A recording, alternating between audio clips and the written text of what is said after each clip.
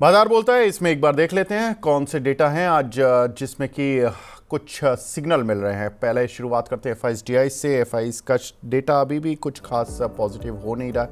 1543 करोड़ की सेलिंग करके गए हैं वो कल, लेकिन स्टॉक फ्यूचर्स में उन्होंने बाइंग की थी, तो ये एक थोड़ा सा राहत भरी बात थी जिसका इम्पैक्ट हमें दिख भी रहा है मार्केट में। डीआईज लेकिन 2763 करोड़ रुपए की बाइंग करके ले गए हैं, ये एक मार्केट के लिए पॉजिटिव है। एक बार देख लेते हैं कौन से ग्लोबल इंडिसेस हैं जो कि आज मार्केट को पुश कर रहे हैं। ऊपर की साइड पर कौन से मार्केट्स हैं जो कि अभी भी थोड़ा परेशान कर रहे हैं। तो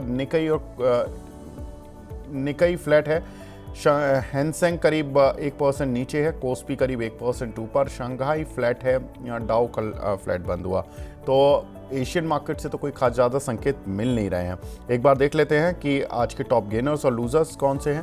तो टॉप गेनर्स की लिस्ट में देखें तो जय बालाजी इंडस्ट्रीज़ 5% ऊपर है, 5% ऊपर है। रेट गेन करीब 4.5%। एमआरपीएल में आज अच्छी तेजी देखने के लिए मिल रही है, करीब 4% की। नैटको फार्मा में करीब 4% की तेजी। मोतीलाल ओसवाल में करीब 4% की तेजी।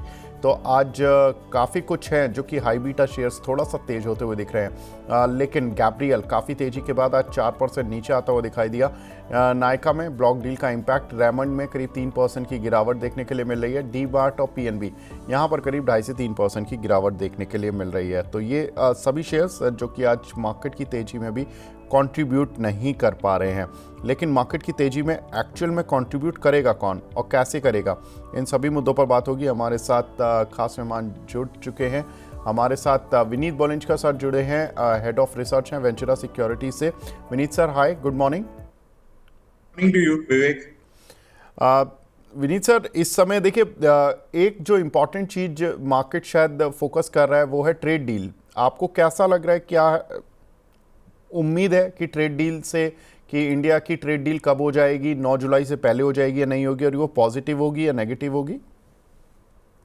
देखिए, ट्रम्प ने अभी तक कुछ नेगेटिव कहा नहीं है, वो तो पॉजिटिव ही बात कर रहे हैं। दूसरी चीज, हमारे पास जो आकलन है वो बता रहे हैं कि बहुत एग्रेसिव नेगोशिएशन चल रही है, तो अभी तक खत्म नहीं हुई। तो जब तक ये सिलसिला चलता रहेगा हम कुछ बोल नहीं सकते। बट जिस तरह से अभी तक ट्रम्प की कोई नेगेटिव बात नहीं आई है, तो हो सकता है कि डील हो जाए और दोनों साइड को उसका लाभ मिलेगा। ठीक है, दोनों साइड को उसका लाभ मिलेगा।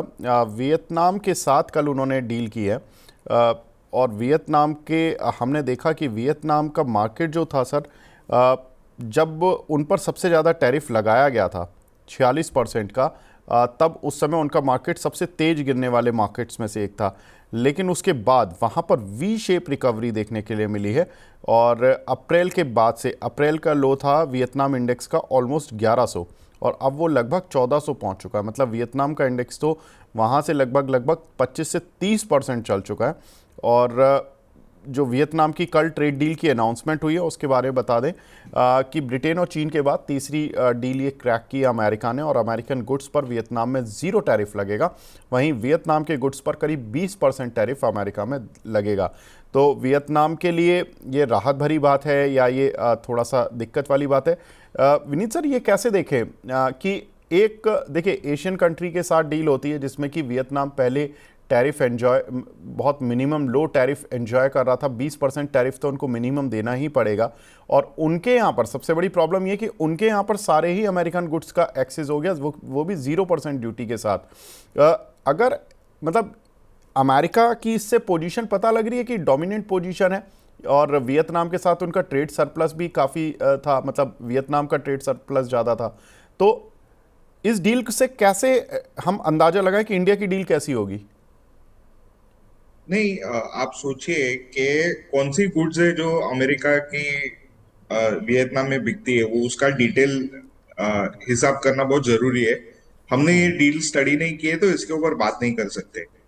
पर जहां तक 20% ही टैरिफ लगा है और यूएस को 0% ड्यूटी लगाई है, तो वैसे भी उन्होंने ऑफर ही किया था 0% ड्यूटी, फिर भी 20% लगा दिया है टैरिफ।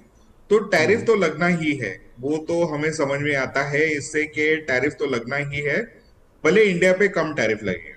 तो इंडिया पर कम टैरिफ लगे, ये बात बिल्कुल देखने के लिए मिल सकती है। और अमेरिका और इंडिया के बीच में देखिए टैरिफ का इम्पैक्ट डिफरेंस भी बहुत ज़्यादा था, जिसको शायद अमेरिका पूरी तरह से फिल करने की कोशिश करेगा। भारत अमेरिका ट्रेड डील कब होगी, अब मार्केट थोड़ा इसी इंतज़ार में है। देखिए शेयर भी इसलिए सुस्त हो गए हैं कि पहले एक बार देख ही लेते हैं ट्रेड डील कैसी होने वाली है, किस सेक्टर को फ़ायदा मिलने वाला है। लगातार 7 दिन से बातचीत हो रही है। इंडिया का डेलीगेशन वाशिंगटन गया हुआ है 25 जून से, और 25 जून से उनको केवल 2 दिन रुकना था, 27 जून तक, लेकिन उसके बाद बात आई कि 30 जून तक रुक रहे हैं। उसके बाद अब बात आ रही है कि वो कल भी रुके हुए थे, बातचीत तो कल भी हुई है, अभी भी उनके आने की बात तो नहीं हुई है। तो ये एक बहुत इंपॉर्टेंट चीज़ें हो रही हैं। साथ ही अगर देखें तो टेक्सटाइल, फुटवेयर और ज्वेलरी से टैरिफ हटाने की मांग इंडिया कर रहा है कि हमारे जो ये 3 सेक्टर हैं, इन गुड्स को एक्सेस पूरी तरह से अमेरिकन मार्केट में मिले। हालांकि अमेरिका भी ये चाहता है कि उनके डेयरी प्रोडक्ट्स और एग्री प्रोडक्ट्स को इंडिया का एक्सेस मिले, लेकिन इंडिया इस पर भी अड़ा हुआ है कि उनको एक्सेस नहीं देना, क्योंकि हमारे यहाँ पर फार्मर्स का हितों का ध्यान रखना है। लेकिन ये जो 3 सेक्टर हैं, टेक्सटाइल, फुटवेयर और ज्वेलरी, इसमें करीब $14.3 बिलियन का एक्सपोर्ट इंडिया की साइड से लास्ट फिस्कल में किया गया था। विनीत सर, अगर ये ऐसा होता है कि इन 3 सेक्टर को सरकार जिस तरह से तवज्जो दे रही है और अमेरिका भी मान जाता है, तो इन 3 सेक्टर में कौन सी कंपनियां आपको पसंद हैं, जो आपको लगता है कि अच्छी हैं, और क्या कुछ आपका आउटलुक है इन तीनों सेक्टर पर सर? तो 3 सेक्टर हो गए आपके, लेदर, फुटवेयर और टेक्सटाइल। Textile sir. तो टेक्सटाइल्स में देखिए गुजरात हेवी केमिकल्स ने आज एक जेएचसीएल ने आज उनका एक 16% कैपेसिटी एक्सपेंशन चालू की कर दिया है। तो ये कंपनी बेनिफिट कर सकती है। दूसरी कंपनी जो हमें लगता है बहुत बेनिफिट करेगी वो है पॉल ग्लोबल। ओके। इसके वैल्यूएशन पोटेंशियल काफी अच्छा है। और बाकी गोकुलदास, वर्धमान, ये सारी परफॉर्म करेंगी। लेदर में हमें सारे लेदर कंपनीज अच्छी लगती है। हमें लगता है कि इसमें काफी अच्छी रुझान आ सकते हैं। ठीक है, तो लेदर कंपनीज में। और सर ज्वेलरी सेक्टर में, अगर ज्वेलरी में देखना हो कि कोई ज्वेलरी वाला एक्सपोर्ट करने वाली कंपनी? ज्वेलरी में आप कल्याण ज्वेलर्स देख सकते हैं, काफी पिटाई हो चुकी है स्टॉक की। उसमें फेयर वैल्यू काफी अच्छी है, अभी भी जगह है। ओके। तो कल्याण ज्वेलर्स कैन परफॉर्म वेल। ठीक है सर, जीएससीएल जो आपने बोला, ये जीएससीएल टेक्सटाइल बोला है या जीएससीएल केवल जेएचसीएल जीएससी? टेक्सटाइल्स टेक्सटाइल्स जीएससीएल टेक्सटाइल जो 95 रुपीज़ वाला है। Correct correct. ठीक है सर, ये कहाँ तक जा सकता है? सर ये आप समझ लीजिए कि 20-25% तो आराम से बढ़ सकता है। अच्छा, ठीक है या सर। तो 20-25% के लिए अगर आपको दाव लगाना हो तो टेक्सटाइल सेक्टर में जीएचसीएल टेक्सटाइल सर की पसंद है, जहां पर कि सर को लगता है कि ये शेयर चलेगा। कैपेसिटी एक्सपेंशन भी कर रहा है, प्लस यूएस का बेनिफिट भी है। सर 2 काउंटर और मैं थोड़ा सा पूछना चाहूँगा, ट्राइडेंट और वेल्सपन इंडिया, क्योंकि इनका भी वेल्सपन इंडिया का तो काफ़ी अच्छा एक्सपोजर अमेरिका में है, बड़े बड़े क्लाइंट्स हैं। ट्राइडेंट के भी कई बड़े क्लाइंट अमेरिका में हैं। कैसे देख रहे हैं सर इन दोनों कंपनीज को? नहीं, वेल्सपन तो बहुत ही बढ़िया है, ये काफी अच्छा परफॉर्म करेगा। ट्राइडेंट भी अच्छा परफॉर्म करेगा, क्योंकि देखिए ये डील होने के बाद में ना, ये डील होती है या नहीं होती है ना, हमें एक्सपेक्टेशन है कि textiles will continue to do well. क्योंकि जो ट्रांसलेशन है बिजनेस का चाइना से इंडिया में, वो काफी अच्छा मार्केट शेयर गेन्स होने वाले हैं। ओके, ठीक है सर। वैसे भी अगर हम देखें तो जो टेक्सटाइल का एक्सपोर्ट था मेनली या तो बांग्लादेश से ज़्यादा था, जो एशिया के छोटे छोटे देश थे, इनसे बहुत ज़्यादा टेक्सटाइल एक्सपोर्ट हो रहा था। अगर यूएस केवल जैसा कि डोनाल्ड ट्रंप ने पीछे भी बोला था कि मैं बहुत सारे देशों को तो थैंक यू का लेटर भेज रहा हूँ कि आपके साथ डील ही नहीं करनी, तो क्या ये हम ये माने कि एशिया में कुछ कुछ देश होंगे जो पावर हाउस होंगे, जो केवल अमेरिका को एक्सपोर्ट कर सकते हैं? मान लीजिए चाइना हो गया, इंडिया हो गया, अब वियतनाम के साथ भी चलो डील हो गया, तो 5-6 कंट्री होंगे। बाकी जो एशिया के छोटे छोटे जैसे बांग्लादेश, श्रीलंका, नेपाल, भूटान, ऐसे कुछ कुछ देश हैं जो अगर डील क्रैक नहीं कर पाए, तो इनको मजबूरी में आके अपना माल इंडिया, चाइना, इनसे डील करनी पड़ेगी कि भाई आप हमारा माल आप ले लो और आप कुछ मार्जिन लेके आप अमेरिका भेज देना, या जो आपको करना करो। तो ये एक पॉसिबिलिटी है क्या? ये हो भी सकता है, पर मैंने इसके ऊपर ज्यादा फोकस नहीं किया है मैंने, तो मैं इसके बारे में आपको जानकारी नहीं दे सकता बिना देखे। ठीक है सर, कोई प्रॉब्लम नहीं है। अगली खबर की तरफ बढ़ते हैं सर। माइक्रोसॉफ्ट में छटनी हुई है, ये एक बड़ा ट्रिगर है। देखिए, माइक्रोसॉफ्ट ने करीब 9,000 लोगों को नौकरी से निकाला। करीब कंपनी में करीब 2.25 लाख लोगों का स्टाफ था। करीब 4% उन्होंने अपनी जो स्ट्रेंथ है स्टाफ की वो कम की है। मई में भी उन्होंने 6,000 लोगों को नौकरी से निकाला था। कैंडी क्रश जैसा गेमिंग जो उनका है उसमें भी उन्होंने 10% स्टाफ कम किया, हालांकि उसमें 2,000 लोग वर्क कर रहे थे। 10% मतलब 200 लोग उन्होंने निकाल दिए। और ओवरऑल जो कंपनी का गेमिंग डिवीज़न है उसमें करीब 20,000 लोग काम कर रहे हैं। विनीत सर, कैसे देखें, ये आईटी सेक्टर में छटनी का पहला इंडिकेटर है और ये एक पॉजिटिव काम करेगा या नेगेटिव काम करेगा कि आईटी कंपनीज इस बहाने से, टैरिफ वैरिफ के बहाने से अपनी रिस्ट्रक्चरिंग कर रही हैं, अपनी कॉस्ट को नॉर्मलाइज कर रही हैं, बाकी एम्प्लॉयज़ का भी मोरल उस लेवल पे लेकर आ रही हैं कि भाई वो ज़्यादा हाइक की उम्मीद ना करें क्योंकि हाइक का मौसम चल रहा है। देखिए, लेबर की छटनी मतलब ज्यादा ऑटोमेशन, और इंडिया जैसी कंट्री जो ऑफशोरिंग सेंटर है, अ, उसका मतलब होता है कि आपके मार्जिन पे पॉसिबल प्रेशर आ सकता है अगर आपका एआई डिवीजन अच्छी तरह से परफॉर्म नहीं करे तो ये काफी इंटरेस्टिंग रहेगा देखने के लिए कि कैसा ट्रेंड प्ले आउट होता है। अगर आपने एक्सेंचर के नंबर्स देखे रहेंगे तो वहां पे ग्रोथ का थोड़ा स्लो डाउन है, लेकिन अगर आप बाकी की जो एआई फर्स्ट कंपनी जैसे परसिस्टेंट है, वहां पे आप देखेंगे कि रेवेन्यू ग्रोथ स्ट्रांग है और लेबर कॉस्ट इतनी उसके प्रोपोर्शन में नहीं बढ़ रही है, जिसकी वजह से ऑपरेटिंग लीवरेज आ रहा है और ये कंपनी आउट परफॉर्म कर रही है मार्केट में। तो क्या सारी इंडिया की कंपनीज ये कर पाएंगी, वो देखने के लिए हमें थोड़ा 1 या 2 क्वार्टर इंतजार करना पड़ेगा। ठीक है। जब बात सर आईटी कंपनीज़ की हुई है तो आईटी कंपनीज़ का एक बार देख लेते हैं कि उनकी किस तरह से उनके रिजल्ट्स भी देखने के लिए मिल सकते हैं, क्योंकि अब रिजल्ट्स का मौसम शुरू हो रहा है। 10 तारीख से टीसीएस के रिजल्ट्स के साथ रिजल्ट सीज़न का आगाज़ हो जाएगा।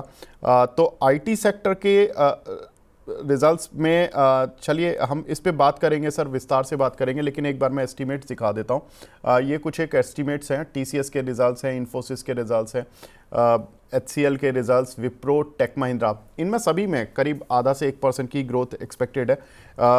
विनीत सर, इसमें कोई आपको लगता है कि इस बार आईटी सेक्टर पर किस तरह का व्यू रहना चाहिए रिजल्ट्स के साथ? नहीं, आप हर हर सेशन में आप मेरे को पूछते हो मेरा व्यू क्या है आईटी पे। मेरा व्यू कंसिस्टेंट है, आईटी में हमें इन्वेस्ट नहीं करना है। ओके। उधर बहुत सारे डिसरप्शन आने की संभावना है, रूपी appreciation, banking slow down, AI के जॉब लॉसेस, और ये सारी चीजें हो रही है। तो मुझे लगता है कि आपको थोड़ा इससे हटके ही इन्वेस्ट करना चाहिए। आपको कोई गनीमत नहीं होगी अगर आप आईटी में इन्वेस्ट नहीं करोगे तो। अगर आप 0.5%, 1% ग्रोथ की बात करें, इंडिया में इतनी सारी कंपनीज है, वो इत्मीनान से 10-15% ग्रोथ दे देती है। हमने निकाली थी, अदर देन निफ्टी, हमें फर्स्ट क्वार्टर में लगभग 400 कंपनी मिली थी जिसकी 10% टॉप लाइन और बॉटम लाइन ग्रोथ है। क्यों जाना है पैक के पीछे? ठीक बात है। तो आईटी कंपनियों से अभी विनीत सर का मानना है कि दूर ही रहें। सर, एक और खबर, आरकॉम के लीगल काउंसिल ने कल जवाब दिया, जो कि कल एक खबर चल रही थी कि आरकॉम पर जो अनिल आरकॉम के जो प्रमोटर थे अनिल अंबानी, उन पर फ्रॉड का आरोप लगा एसबीआई की तरफ से। उसके बाद जो उनके लीगल काउंसिल के जवाब थे वो ये थे कि हम इन आरोपों से काफ़ी ज़्यादा क्षुब्ध हैं और गैर कानूनी ट्रांजैक्शन के वक्त अनिल अंबानी तो डायरेक्ट रोल में ही नहीं थे कंपनी के। Anil Ambani non executive director थे जिनका डे टू डे ऑपरेशन से कोई लेना देना ही नहीं था। एसबीआई ने बिना डॉक्यूमेंट्स के ही प्रॉपर डॉक्यूमेंट्स उनके पास नहीं है। जब भी उन्होंने फ्रॉड घोषणा कर दी, उन्हें ये सारा क्लासिफिकेशन वापस लेना चाहिए। एसबीआई हालांकि 7 दिन में आरबीआई को सबूत सौंपेगा और अगर 1 करोड़ से ज़्यादा की धांधली निकलती है तो सीबीआई इस मामले की जांच कर सकती है। सर, अगर ये सब कुछ होता है कि आरबीआई को सबूत देते हैं और फिर सीबीआई में मामला जाता है, जो अनिल अंबानी समूह के शेयरों में जो थोड़ा सा एक मोमेंटम बनना था, स्टीम बन रही थी, खासतौर से आर पावर, रिलायंस इंफ्रा जैसे शेयरों में, ये एक सेटबैक का काम करेगा या इनसे कोई लेना देना नहीं है, आरकॉम का अलग केस चलेगा और बाकी कंपनियां अलग तरीके से चलेंगी? देखिए, मेरा मानना है कि कॉर्पोरेट गवर्नेंस का पे जहाँ पे इशू आ जाता है और वो प्रूव होता है, तो आपके क्लाइंट के साथ रिलेशनशिप भी इम्पैक्ट करते हैं। तो ये काफी नेगेटिव रहेगा। और आप देख सकते हो कि दोनों रिलायंस पावर और रिलायंस इंफ्रास्ट्रक्चर दो दो और लगभग 3 और 5% के बीच में दोनों स्टॉक डिक्लाइन कर चुके हैं। तो ये अच्छे संकेत नहीं। ठीक है। तो sir R power, Reliance infra, इन पर मतलब अभी नेगेटिव व्यू रखें या जिन लोगों को प्रॉफिट मिल रहा है वो लेके निकल लें? मुझे लगता है प्रॉफिट लेके निकल लेना चाहिए। जब तक ओके। प्रूवन इनोसेंट नहीं होता ना, तब तक नहीं करना चाहिए। और जब एसबीआई बात करे कि हम सबूत देंगे आरबीआई को, तो उनके पास जरूर कुछ अ, ठोस डॉक्यूमेंट्स रहेंगे, तभी तो बात करें। ठीक बात है। तो ये चीज़ थोड़ा सा पेच फंसेगा। अभी तो एसबीआई ने कुछ बोला नहीं है ऑफिशियली, लेकिन जब एसबीआई बोलेगा इस जवाब के बाद तो थोड़ा देखना इंटरेस्टिंग हो जाएगा। आ, एक खबर आ रही है इस समय कि इंडिया यूएस की जो ट्रेड डील है वो आज या कल में कल या परसों में हो सकती है। An interim trade deal between India and US is likely to be finalized by July 4 and 5 with negotiations currently underway in Washington. ये एक खबर आ रही है सर। ये आजकल में घोषणा, विनीत सर एक चीज़ बता दीजिए। वैसे तो हम 9 तारीख से पहले उम्मीद कर भी रहे थे कि 9 तारीख से पहले ही घोषणा आएगी। अगर ये कल परसों में आ जाती है घोषणा, कौन से ऐसे सेक्टर्स हैं जिनमें कि लगता है कि आपको यहाँ डेंट लग सकता है? कि क्योंकि यूएस कुछ सेक्टर्स में हमारे यहाँ पर पेनिट्रेट भी करना चाहता है, फ्री एक्सेस चाहता है। जैसे वो ऑटो सेक्टर में चाह रहे थे कि टू व्हीलर स्पेस में मिले, वो चाह रहे थे कि लिकर सेक्टर में मिले। कहाँ से दूर रहें, कहाँ किन सेक्टर्स पे पोजीशन बनाकर रखें? डर नहीं है? देखिए, टेक्सटाइल में बिल्कुल डर नहीं है। ठीक है। तो आप टेक्सटाइल में बेझिझक एक्सपोजर ले सकते हैं। हाँ, अगर टैरिफ डील नहीं होती है तो थोड़ा बहुत आपको एक सेंटिमेंटल इम्पैक्ट आ सकता है। बट ये ट्रेंड इरिवर्सिबल और काफी स्ट्रांग है। और बाकी है ना, मैं स्पेकुलेट नहीं करूंगा जब तक मैं फाइन प्रिंट नहीं देखूं रिपोर्ट की। ठीक है, कोई प्रॉब्लम नहीं है सर। आगे बढ़ते हैं। नायका में आज एक ब्लॉक डील हुई है जिसमें कि प्रमोटर्स के 2.1% हिस्सा 1198 करोड़ रुपए का उन्होंने बेचा है। करीब 5.5% डिस्काउंट पर ये डील है और 200 रुपये का फ्लोर प्राइस तय किया गया था। कल ही उन्होंने टर्म शीट दे दी थी। बांगा फैमिली बेच रही है हिस्सा। सर नायका में कैसे देखें इस कंपनी को? क्योंकि कंपनी ने एबिटा फ्रंट पर तो बहुत कोशिश की, पॉजिटिव साइड पर ठीक ठाक कामयाब भी रहे, लेकिन नेट फ्रंट, मार्केट को तो नेट प्रॉफिट से ही मतलब होता है, नेट फ्रंट पर तो अभी भी उतने कामयाब नहीं हुए हैं। ऐसे में प्रमोटर का एग्जिट ये डेंट है या ये कुछ इसमें भी होप है? नहीं, कंपनी जब तक एबिटा अच्छा परफॉर्म कर रही है तो इवेंचुअली बॉटम लाइन में तो आ ही जाता है। आपको सारे ऑपरेशंस आपके स्केल करने पड़ते हैं। थोड़ा स्टार्टअप कंपनीज है तो थोड़ा टाइम लगेगा, पर इसमें आपको नेगेटिव सोच रखने की कोई आवश्यकता नहीं है। ये ओके। स्टॉक अच्छा ही परफॉर्म करेगा। और देखिए, ये काफी रेजिलिएंट है पूरे जब मार्केट लास्ट ईयर बहुत टूट रही थी तभी ये काफी रेजिलिएंट भी रहा है शायद। तो हमें लगता है कि इसमें एक्सपोजर लेना चाहिए। ब्यूटी और फैशन काफी अग्रेसिवली ग्रो करने वाले सेगमेंट्स है। अ, आप देख सकते हैं फास्ट फैशन का कैसा ट्रेंड की sales, V two retail, V mart जैसे सेल्स बढ़ रही है डोमेस्टिक, बहुत बेहतरीन है। और फैशन में प्रूवन स्टॉक्स तो बहुत कम है जो सरवाइव कर चुके हैं। तो हमें लगता है कि इसमें पॉजिटिव आउटलुक ही रखना चाहिए। ठीक है। तो इस काउंटर पर पॉजिटिव आउटलुक है विनीत सर की तरफ से, ग्रीन सिग्नल इस कंपनी के लिए। सर एनएमडीसी यहाँ पर क्या करें, क्योंकि Q1 के कल डेटा आए हैं कंपनी के अप्रैल जून के, जिसमें आउटपुट 31% बढ़ा है और सेल्स करीब 14% बढ़ी है। एनएमडीसी पर सर आपका व्यू, कल हमने देखा था कि मेटल काउंटर्स भी अच्छी स्ट्रेंथ के साथ बंद हुए थे, टाटा स्टील, सेल, जबकि मार्केट में थोड़ी वीकनेस थी पिछले 2-3 ट्रेडिंग सेशन से, लेकिन मेटल काउंटर अच्छी एक स्ट्रेंथ दिखाने की कोशिश कर रहे हैं। कैसे देखें सर एनएमडीसी को? अ, थोड़ा स्ट्रीट नेगेटिव है, पर मुझे लगता है कि यहाँ से डाउनसाइड बहुत ज्यादा नहीं है। तो अगर आपको वैल्यू पिकिंग करना है तो आप यहाँ पे थोड़ा बहुत लॉन्ग टर्म के हिसाब से आप ले सकते हो, बट ऐसा कोई इमीडिएट ट्रिगर नहीं है कि स्टॉक इमीडिएटली भाग जाए। स्टील पे बात हुई, बाकी सर नॉन फेरस मेटल में अगर हम देखें लाइक हिंडाल्को, वेदांता या हिंदुस्तान जिंक, इनके क्या हाल रहने चाहिए? क्योंकि हम देख रहे हैं कि सर कॉपर लगातार अपने नए हाइस की तरफ बढ़ रही है। देखिए, वेदांता डीमर्जर के चलते मुझे लगता है काफी वैल्यू अनलॉक हो जाएगी उधर, और ओके। हिंदुस्तान जिंक में सिल्वर की इंक्रीज प्रोडक्शन के पीछे हम काफी ऑप्टिमिस्टिक है। तो हमें लगता है कि दोनों स्टॉक लेने ही चाहिए। ठीक ठीक है। अरे इसको बोलो एक बात नहीं खबर और करनी। सर, यहाँ पर आज M&M हाँ, फाइनेंस बोलो के शेयर में एक अच्छी स्ट्रेंथ बन रही है। बोलो, बात नहीं करें। यहाँ पर विनीत सर से अभी दोबारा से कनेक्ट करने की कोशिश करेंगे। यहाँ पर एक खबर आ रही है आज M&M फाइनेंस के शेयर में, जहाँ पर कि एक अच्छी स्ट्रेंथ बनती हुई दिखाई दी है।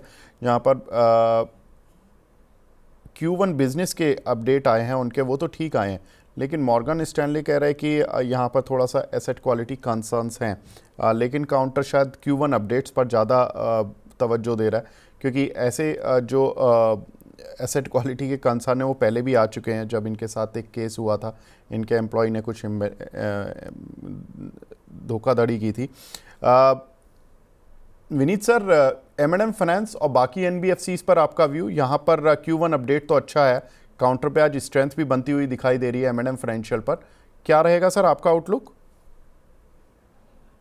पूरा एनबीएफसी स्पेस बढ़िया है।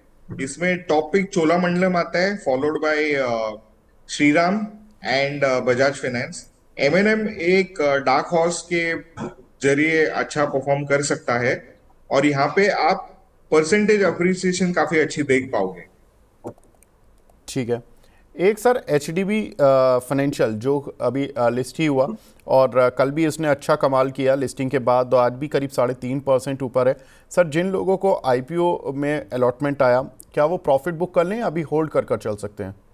नहीं, सेक्टर काफी अच्छा परफॉर्म कर रहा है, आप होल्ड करके रख सकते हैं। ठीक है। कहाँ तक के लिए सर, क्या टारगेट दिमाग में लेकर चलें? 900 950 तो इत्मीनान से आ सकता है। जी सर। सर एक हाल की लिस्टिंग थी रेमंड रियलिटी, इस पर मैंने देखा था कि वेंचुरा सिक्योरिटीज़ की एक रिपोर्ट भी आई थी। इसमें क्या आउटलुक है सर? लिस्टिंग के बाद ये थोड़ा सा शेयर नीचे आया, आपने तीनों केस सिनारियो दिए थे उसमें, बुल केस भी दिया था, आई थिंक 1700 के आसपास का था, बेस केस करीब 1300 की रेंज में टारगेट दिया था, और बेयर केस में करीब 1000 रुपये की रेंज थी। काउंटर थोड़ा सा लिस्टिंग के बाद वीक ही रहा, अभी क्या लग रहा है सर इस काउंटर पर? नहीं, हमें लगता है कि इसमें काफी अच्छी ग्रोथ आएगी। 20-22% टॉप लाइन ग्रोथ और मार्जिन एक्सपेंशन भी होने वाला है। तो आप इसमें जरूर इन्वेस्ट कर सकते हैं। ठीक है, तो मतलब ये लेवल्स हैं सर, क्योंकि 3 दिन से लगातार गिर रहा है, तो ये लेवल पे खरीद लें? देखिए, आज अगर आप प्रीवियसली जब रेमंड वुलन लिस्ट हुई थी, रेमंड जो टेक्सटाइल वाली कंपनी थी, उसमें लिस्टिंग के बाद में काफी नेगेटिव ट्रेंड आई थी, और मुझे लगता है कि ये भी थोड़ा सा करेक्ट करने के बाद अच्छा परफॉर्म करेगा आगे जाके। ग्रोथ प्रोस्पेक्ट्स काफी अच्छे हैं। इनके पास खुद की लैंड बैंक है 40 एकर्स की, जो डेवलपमेंट में है, और 60 एकर्स डेवलप कर रहे हैं, एंड लगभग 40 to 60,000 जीडीबी का प्रोजेक्ट्स कर सकते हैं वो लोग। ऑलरेडी 40,000 उनके पास है, और नए डील्स भी साइन कर रहे हैं। कोई भी डील 2000 करोड़ के नीचे की नहीं करने वाले। तो ये सारी चीजें अगर आप ध्यान में रखते हो, तो मुझे लगता है कि ये शेयर काफी अच्छा परफॉर्म करेगा। विनीत सर आए और अदानी ग्रुप की बात ना हो, ये भी नहीं हो सकता। विनीत सर, अदानी ग्रुप यहाँ पर अभी क्या अपडेट्स हैं सर? जिस तरह के एक्सपेंशन, जिस तरह की खबरें आ रही हैं वो बहुत पॉजिटिव लगती हैं। देखिए, ईरान इसराइल का युद्ध हुआ, हाफिज़ा जो पोर्ट था उनके वहाँ इसराइल में, वहाँ भी कुछ ऐसा डैमेज की कोई खबर नहीं आई। ठीक है, उनके रिहायशी इलाकों में आया। दैट मीन्स कि अदानी पोर्ट पे जो एक फियर था वो भी हट गया। उसके अलावा जो हिंडनबर्ग वाला था वो फियर तो पूरी तरह से आउट हो चुका है। कोई सर ऐसी चीज है जो कि अभी भी अदानी स्टॉक्स को रोक रही है? ये खुल के नहीं चल पा रहे, मतलब जिस तरह के फंडामेंटल रिपोर्ट्स आती हैं लोग सोचते हैं कि ये पॉजिटिव होगा, लोग बैट करते हैं शेयर पर, फिर वो चलता नहीं है। मतलब वो थोड़ा सा मूव देता है लेकिन उसके बाद फिर शांत हो जाते हैं। देखिए, हो क्या रहा है ना, ये जो लिटिगेशन है यूएस में, जो एक लिटिगेशन चल रही है, उसमें अडानी ग्रुप को समन्स इशू किए थे, लेकिन वो समन्स उनके ऊपर सर्व नहीं हो चुके। तो ये थोड़ा सा ना पॉलिटिकली मोटिवेटेड कुछ एंटेंगलमेंट है, जिसकी वजह से उनको क्लीन चिट बरोबर से नहीं आ रही है। ओके। तो वापस हियरिंग होने वाली है। तो हमें लगता है कि इसके चलते, डिस्पाइट आउटस्टैंडिंग परफॉर्मेंस, ये स्टॉक्स थोड़े अंडर परफॉर्म कर रहे हैं। आपको थोड़ा सा होल्डिंग पीरियड रहने वाला है। सर, ये जो ट्रेड डील है, जो इंडिया की टीम गई हुई है वहाँ पर ट्रेड डील की बात कर रही है, अगर इंडिया और यूएस की ट्रेड डील हो जाती है, क्योंकि डोनाल्ड ट्रंप इस तरह के व्यक्ति हैं, थोड़ा सा उनका तो साफ तौर पर दिखता है कि वो बिजनेस के संबंध और पर्सनल संबंध दोनों एक तराजू में ही तोलने लगते हैं। एलन मस्क के साथ अगर उनकी लड़ाई हुई तो वो सारी चीज़ें उसके खिलाफ करने लग गए। इसी तरह से अगर इंडिया के साथ ट्रेड डील हो जाती है तो लगता है कि वो इस लिटिगेशन में, क्योंकि उनके सांसद भी कई बार अदानी समूह का पक्ष ले चुके हैं कि भाई हमें क्या करना है, अगर वो अपने देश में उन्होंने कुछ भी प्रॉब्लम किया है, कुछ पैसा वैसा दिया है, तो हमें क्या करना है अमेरिका में बैठ के, हमें तो अपना बिजनेस करना है, तो हम अपने संबंध क्यों खराब करें इंडिया से। ट्रेड डील होने के बाद कुछ आउटलुक अदानी पर भी पॉजिटिव आएगा क्या? देखिए,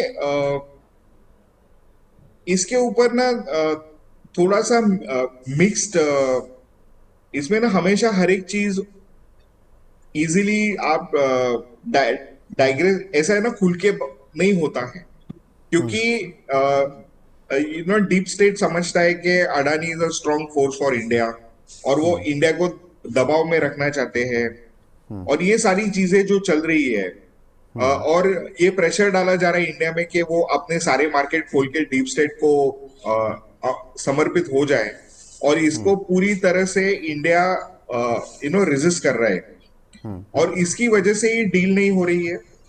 ये अभी तक जो इम्बैलेंस पड़ा हुआ है, जो इनकी टेंशन चल रही है डील में, ये इसी कारण है कि इंडिया अपने हितों को नहीं छोड़ रहा है, और अमेरिका चाहता है कि वो अपने हितों को छोड़े।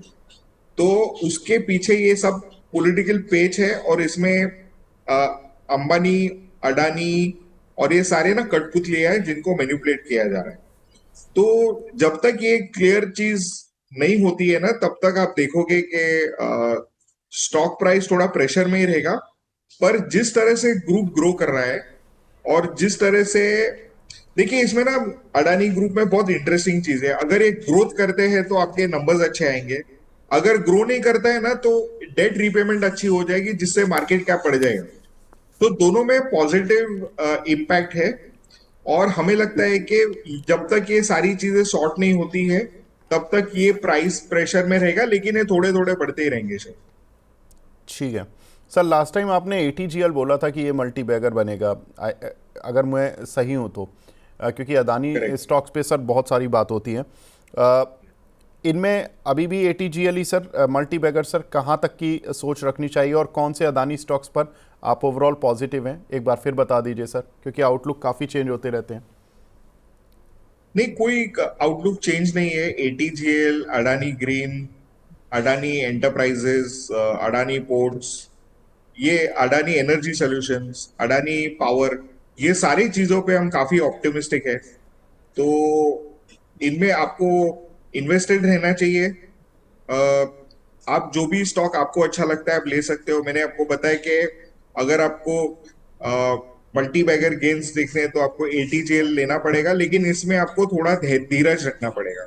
और मैंने आपको सारी चीजें भी बताई थी कि इंडिया का जो गैस इकोनॉमी है वो काफी बढ़ने वाला है। अभी देखिए आपने दिल्ली में देखा डीजल और पेट्रोल की गाड़ी बैन कर दी है, बिल्कुल। तो आगे जाके कोई एक्सपेंसिव डीजल कार तो खरीदेगा नहीं दिल्ली में, सारे सीएनजी वाली व्हीकल्स बिकने वाली है। तो ये गैस इकोनॉमी के लिए बहुत ही इंपॉर्टेंट की ट्रिगर है, और इसके चलते हम काफी ये सब स्टॉक्स पे पॉजिटिव। ठीक बात है। और इसमें सर अभी एक हाल फिलहाल में डील भी हुई इनकी रिलायंस के साथ कि रिलायंस के पेट्रोल पंप पर ये अपनी गैस स्टेशंस लगाएंगे, छोटा सा वहाँ पर गैस बिकेगी इनकी, और इनके गैस स्टेशन पे रिलायंस का पेट्रोल और डीजल बिकेगा। तो ये दो बड़े जाइंट एक ही एनर्जी सेक्टर में जा रहे हैं और उसमें एक बड़ा डील कर रहे हैं। बिल्कुल सर, ये कुछ खबरें हैं जो कि ATGL या अदानी ग्रीन्स के साथ चल रही है। विनीत सर, बहुत बहुत शुक्रिया सर हमसे जुड़ने के लिए, अपना प्रीशियस टाइम देने के लिए। एज ऑलवेज आपसे काफ़ी कुछ बात करके अच्छा लगा और सीखने को मिला। Thank you very much sir. Thank you. हमारे साथ दूसरे खास मेहमान भी जुड़ चुके हैं। हमारे साथ अब मानस जायसवाल सर जुड़ चुके हैं। Manas sir, good morning. Good morning विक जी। मानस सर, क्या लग रहा है निफ्टी में? सर आज जाके थोड़ा सा मार्केट खुलने की कोशिश कर रहा है, पूरे हफ्ता हो गया, 3 दिन हो गए थे ये 3 ट्रेडिंग सेशंस। या आज केवल एक्सपायरी का इम्पैक्ट है, वीकली एक्सपायरी का, या ये खुल के आज चलेगा मार्केट, रिट्रेस तो नहीं होगा? जी तो देखिए, जो अंडरटोन है वो तो अभी भी बुलिश ही बना हुआ है। हालांकि हमने 3 दिन में एक छोटा सा करेक्शन देखा, लेकिन ध्यान रखिए ये इस करेक्शन के बाद भी 10 डे मूविंग एवरेज को टच तक नहीं किया निफ्टी ने। तो मेरा अभी भी समझना है कि जब तक 25,350 के ऊपर निफ्टी ट्रेड करता रहेगा तब तक ट्रेंड पॉजिटिव बना रहेगा। तो आप अपनी पोजीशन में बने रह सकते हैं। 350 रुपए के नीचे स्टॉप, 25,350 के नीचे स्टॉप लॉस लगा लीजिए। हालांकि फ्रेश खरीदारी के लिए, कॉन्फिडेंस के लिए 25,600 के लेवल को ब्रेक करना जरूरी है। एक बार 25,600 के लेवल ब्रेक होंगे तो आप 25,950 के टारगेट सेट करके चल सकते हैं। मनी9 लाया है मेंबरशिप प्रोग्राम मनी9 प्राइम। अब आपके दिमाग में कई सारे सवाल होंगे, मसलन आखिर क्या है ये मनी9 प्राइम, आपके लिए यानी दर्शकों के लिए इसके क्या फायदे हैं, और एक बड़ा सवाल ये कि मनी9 प्राइम से आखिर जुड़ना कैसे है। तो इसकी पूरी जानकारी हम आपको देने जा रहे हैं। मनी9 प्राइम में 3 प्लान होंगे, इकोनॉमी, स्टैंडर्ड और VIP। तो फटाफट ज्वाइन कीजिए YouTube पर मनी9 प्राइम। ज्वाइन करने के लिए मनी9 के YouTube पेज पर जाइए, होम पेज पर मिलेगा ज्वाइन बटन, इसे क्लिक करें, अपनी पसंद का प्लान चुनें और बस हो गया, अब आप रहेंगे सबसे आगे।